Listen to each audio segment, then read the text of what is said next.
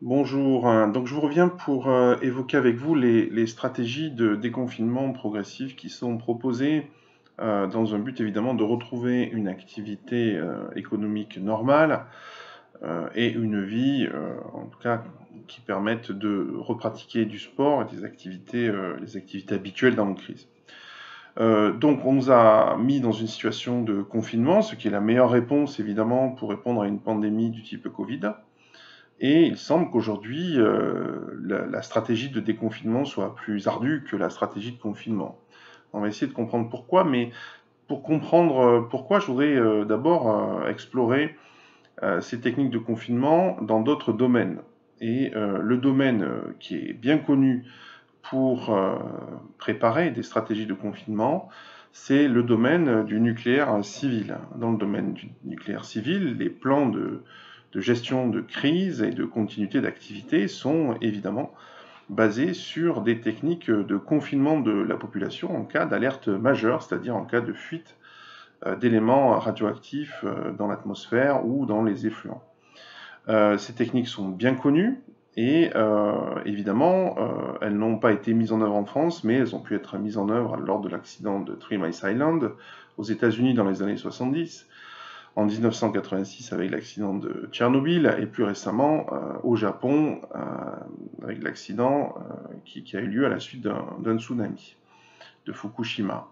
Donc on voit bien comment ça fonctionne, c'est-à-dire on crée une zone d'exclusion autour de la centrale nucléaire avec des restrictions d'accès et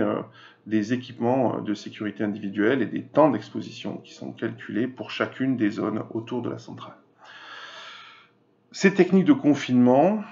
ne sont que le prolongement de techniques de sûreté, de la sûreté nucléaire, qui existent à l'intérieur de la centrale nucléaire en temps normal. Donc en situation de gestion de crise, évidemment, la sphère d'influence de la sûreté nucléaire s'étend au-delà des murs de cette organisation, mais habituellement, au sein de la centrale, il existe ce qu'on appelle des techniques de défense en profondeur et qui sont de routine en place en situation normale. Ce que l'on apprend de ces techniques, c'est qu'elles sont transposées de la technique du château fort, avec un certain nombre d'enceintes successives et de niveaux de protection croissants lorsqu'on s'approche du cœur du réacteur. Donc ça s'appuie sur des gestions de flux, de personnes, de matériel, de matière, des contrôles d'accès, des privilèges d'accès en fonction du type de collaborateur.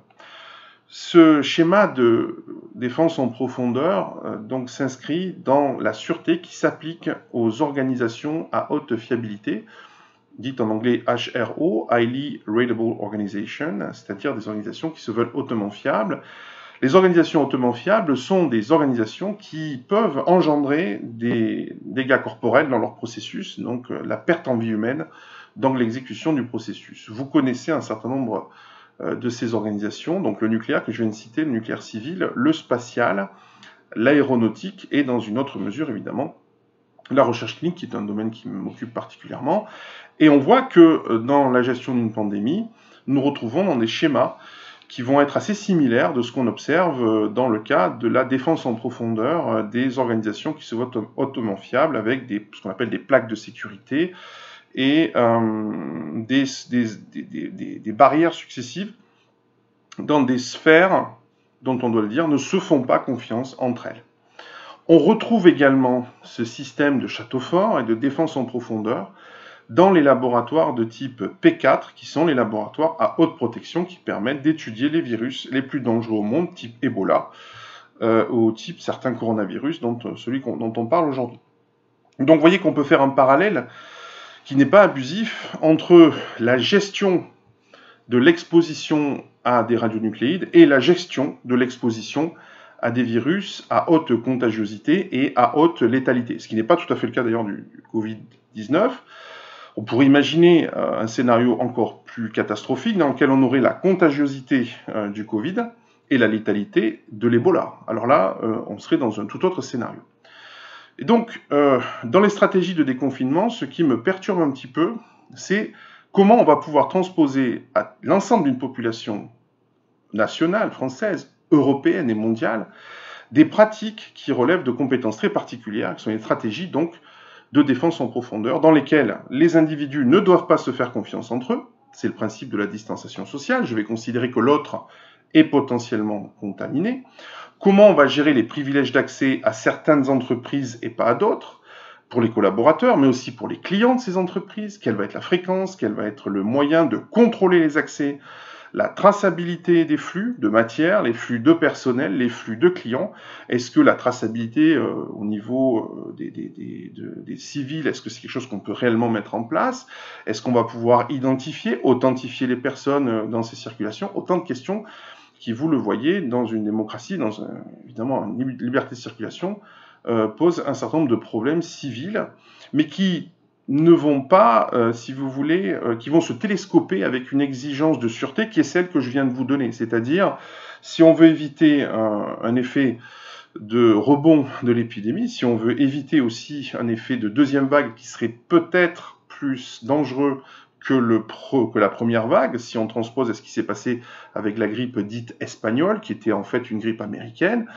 on peut s'inquiéter de savoir comment on va pouvoir transposer ces techniques de sûreté, qui sont bien connues par ailleurs, à une population générale, et comment on va lui expliquer la nécessité de ces règles qui sont des règles coercitives, qui sont extrêmement strictes, et qui sont strictes parce qu'évidemment, on engage la vie humaine dans le processus. Simplement, de circuler dans une rue, de circuler dans des commerces, expose à un risque qui peut être mortel. Donc voilà ce que je voulais vous exposer aujourd'hui, sans vouloir vous casser le moral, mais montrer la complexité de ce qu'on va appeler le déconfinement, qui sera en réalité une mise en confinement conditionnel, selon moi, pendant une durée qui va être très longue, au moins jusqu'à la fin de l'année, on en est sûr, mais probablement jusqu'à la vaccination de l'ensemble de la population, à condition, ou la couverture, je dirais, en immunogénicité de l'ensemble de la population, si tant est qu'on puisse avoir une immunisation de groupe. Donc, vous voyez, il va falloir mettre en place des mesures de confinement relatif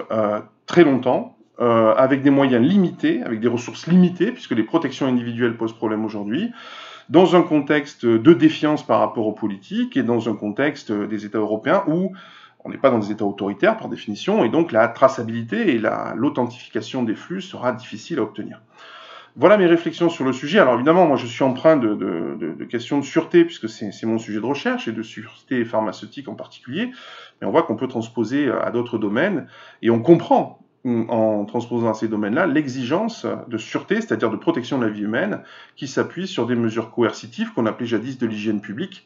et qui étaient donc relativement strictes. Et voilà ce que je voulais vous dire aujourd'hui. Donc, j'attends vos réflexions sur ce point de vue personnel, sur cette transposition que je propose, et j'attends de vous que vous me proposiez éventuellement des solutions ou des réflexions à traiter dans d'autres vidéos. À bientôt.